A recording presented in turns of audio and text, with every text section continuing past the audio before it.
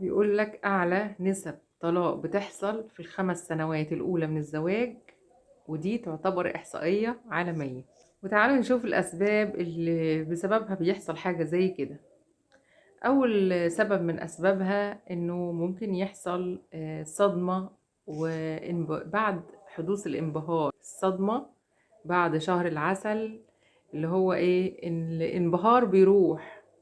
كل واحد من الطرفين أو كل طرف من الطرفين يعني بيتجرد من كل حاجة قدام الطرف الآخر، نفسيا، اجتماعيا، عقليا، بيبدأ يتجرد من كل شيء. بيبدأ كل طرف يبان فعلا زي ما هو، من غير تجميل ومن غير أي حاجة، بيبان على الحقيقة بالواقع اللي هو عليه. نقطة من النقط التانية وهي سوء التواصل وفقدان الحوار، انه ما بيعرفوش يتواصلوا مع بعض ازاي.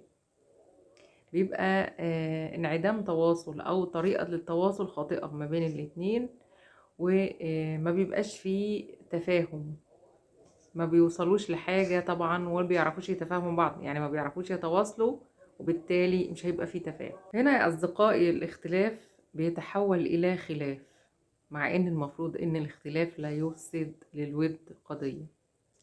يعني مهما كان في اختلاف لازم يكون في طريقة للتواصل علشان خاطر يبقى في حلول. نقطة من النقط كمان تدخل الأهل والأقارب والأصدقاء. وطبعا هنا الدايرة بتوسع، وكل واحد له رأي، وكل واحد له طريقة، وكل واحد في بيته له طريقة في المعاملة وشكل في المعاملة، والأشخاص مختلفة، وكمان المعاملات مختلفة.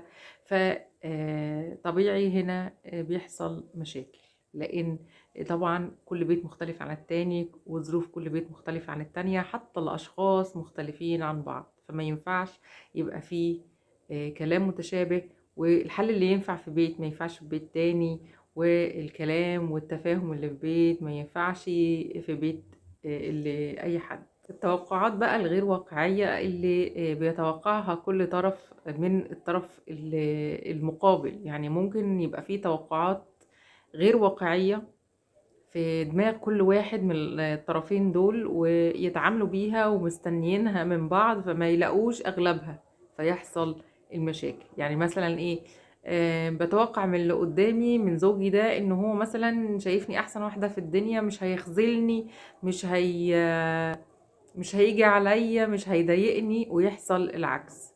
مثلا مش هيكسرني، مش هيبقى مقدر اللي